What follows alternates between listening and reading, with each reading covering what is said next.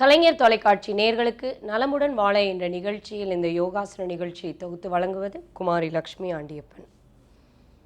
முதுகெலும்பை நம்ம என்னென்ன பொசிஷனில் உட்காந்து உழைக்கிறோமோ அன்னன்ன மாதிரியான பலன்கள் இருக்கும். படுத்த நிலையில், குப்புறப்படுத்த நிலையில், உட்கார்ந்த நிலையில், அதுக்கப்புறம் பேலன்சிங் பாஸ்டர்ஸில், காலை விரித்த நிலையில், காலை மடக்கிய நிலையில், அந்த மாதிரி முதுகெலும்பை நம்ம என்னென்ன விதமாக வளைக்கிறோமோ அந்தந்த விதமான பலன்கள் நமக்கு கிடைக்கும். நான் ஏற்கனவே சொல்லியிருக்கேன், இந்த காலை பட்டர்ஃப்ளை போஸில் பண்ணுறது, இந்த காலை விரித்து பண்ணுறது, இது எல்லாமே நம்ம யூட்ரஸை ஸ்ட்ரென்தன் பண்ணும். இன்றைக்கி அது மாதிரியான ஒரு பயிற்சி தான் பார்க்க போகிறோம். இப்போது ஹனுமான் ஆசனம். இது கொஞ்சம் கஷ்டமான பயிற்சி தான். சின்ன குழந்தைங்களுக்கு இதை சொல்லி கொடுக்கும்போது அந்த யூட்ரஸ் ரொம்ப ஸ்ட்ராங்காக இருக்கும், இடுப்பு எலும்பும் ரொம்ப ஸ்ட்ராங்காக இருக்கும். இப்போது பத்மாசனத்தை கலைச்சிட்டு காலை நீட்டி நேராக உட்காரணும். நல்லா சத்தமாக 2 மூச்சு.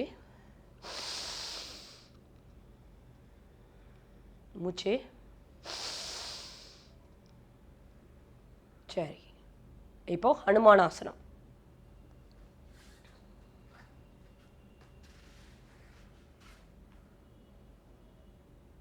காலை விரிக்காமல் ஒரு காலை முன்னால் நீட்டிய நிலையிலையும் ஒரு காலை பின்னாடி நீட்டியிருக்காங்க. இது இந்த காம்படிஷனில் ரொம்ப முக்கியமாக பண்ணுற பயிற்சி. இது பாடியை இந்த நிலையில் நம்ம முன்னாடி பெண்ட் பண்ணணும். பெண்ட் பண்ணுங்க. கம்ப்ளீட் ஹாம்ஸ்ட்ரிங் மசில்ஸை நம்ம ஸ்ட்ரெச் பண்ணும். கம்ப்ளீட்டாக இப்படி உட்காரும் போது நம்ம ஹாம்ஸ்ட்ரிங் மசில்ஸ் ஃபுல்லாக நம்ம கண்ட்ரோலில் வந்துடும். ஸோ இது கால் வலி. இப்போ சின்ன பசங்களுக்கே அந்த கால் வலி, கால் எனக்கு வீக்கமாக இருக்குது, கால் வீக்காக இருக்குது இப்படின்னு சொல்கிறது எல்லாமே இந்த ஆசனங்கள் பண்ணும்போது கம்ப்ளீட்டாக சரியாயிரும். லக்ஷ்மி இவங்க செட்டிநாடு ஸ்கூலில் படிக்கிறாங்க. யோகாவில் நிறைய அவார்ட்ஸ் எல்லாம் வாங்கியிருக்காங்க. நேராக உட்காரணும். நல்லா சத்தமாக 2 மூச்சு. இன்னொரு மூச்சு. இப்போ இதுலேயே ஒரு சின்ன வேரியேஷன். இப்போ காலை மடக்கி பண்ணணும்.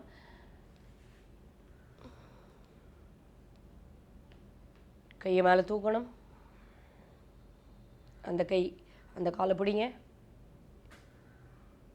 பாடியை பேலன்ஸ் பண்ணுங்க. தலை நேராக பார்க்கணும். ரைட்.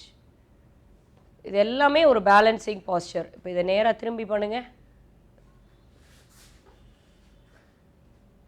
அப்படி திரும்பி இப்படி கால் நீட்டி இன்னும் கொஞ்சம் ஃப்ரண்ட்டில் வரணும். காலை மடக்கணும். சின்ன குழந்தைகளுக்கு ஒரே மாதிரியான நம்ம சொல்லி கொடுத்துட்டு இருந்தால் அவங்களுக்கு போர் அடிச்சிடும். ஒரு காலை ஸ்ட்ரெச்சிங், ஒரு காலை இன்வெர்ட் ட்விஸ்டிங். ரொம்ப கஷ்டம் இந்த ஆசனம் பண்ணுறது. இப்போது இந்த காலை ரிலாக்ஸ் பண்ணிவிட்டு இப்போ முன்னாடி இருக்க காலை மடக்கணும். முன்னாடி இருக்க காலை மடக்குங்க. சரி, கால் பின்னாடி நீட்டுங்க. இப்போ கையை மேலே தூக்கி ராஜ கபோடாசனம். கை 2ஐயும் சேர்த்து பிடிங்க. 2 கையையும் சேர்த்து, எல்போ 2ஐயும் சேர்த்து வைங்க. பாடியை நல்லா ஃபுல்லாக பேலன்ஸ் பண்ணுங்கள். இது ஒரு பேக்வர்ட் பெண்டிங் பேலன்சிங் பாஸ்டர். காம்படிஷனில் இந்த பேலன்சிங்கோட பேக்வர்ட் பெண்டிங் பாஸ்டர் பண்ணுறது ரொம்ப கஷ்டம். இப்போ மெதுவாக ரிலாக்ஸ் பண்ணணும். 2 மூச்சு. இப்போ ஒரு பேக்வர்ட் பெண்டிங் பண்ணோம் இந்த பாஸ்டர். இப்போ அதுலேயே ஒரு ஃபார்வர்ட் பெண்டிங். நல்ல ஃபார்வர்ட் பெண்டிங். அந்த முதுகெலும்பை நேராக கொண்டு வரணும்.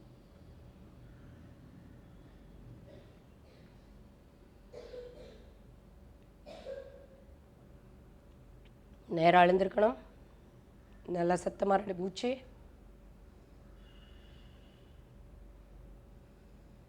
சரி, இப்போ இன்னொரு தடவை அதே மாதிரி ராஜகபோடாசனம்.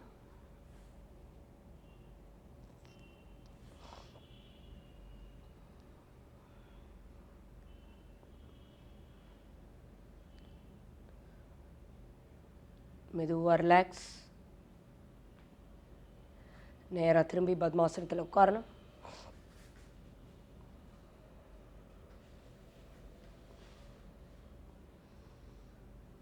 இன்றைக்கி நம்ம பார்த்த பயிற்சி ஹனுமானாசனம், ராஜகபோடாசனம், ரெண்டும் இந்த யோகாசன போட்டிகளில் பண்ணக்கூடிய ஆசனங்கள்.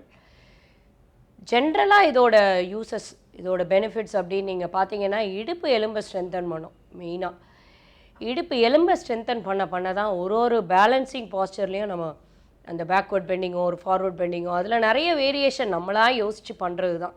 இப்போ இந்த கோயில்களெல்லாம் பார்த்தீங்கன்னா நிறைய சிற்பங்கள் ஒரு ஆசன நிலைகளில் இருக்கிறத நீங்கள் பார்க்கலாம். எல்லாமே காலை தூக்கி வச்சுருக்கிறது, வளைஞ்சி பண்ணுறது, இடுப்பு எலும்பை பேலன்ஸ் பண்ணி பண்ணுறது.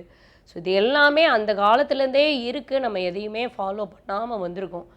ஸோ அட்லீஸ்ட் இப்போலேருந்தாவது உங்கள் பசங்களுக்கு இந்த மாதிரியான பயிற்சிகளை கொஞ்சம் கொஞ்சமாக சொல்லி கொடுத்தீங்க அப்படின்னா, உடம்புன்றது நமக்கு ஒரு முக்கியமான ஒரு ஆயுதம் மாதிரி நம்மளோட ஃப்யூச்சர் ஜென்ரேஷனுக்கு. நாளைக்கு வேறொரு பயிற்சியோடு நான் உங்களை சந்திக்கிறேன். நன்றி. தாய்ப்பாலும் தாய்மொழியும். தாய்ப்பாலிடம் இருக்கும் பற்றுதலைப் போலவே எனக்கு தாய்மொழியின் பாலும். அதில் எவ்வளவுதான் குறைபாடுகள் இருந்தாலும் பற்றுதல் இருக்க வேண்டும். அது ஒன்றுதான் எனக்கு வாழ்வளிக்கும் பால் தர முடியும்.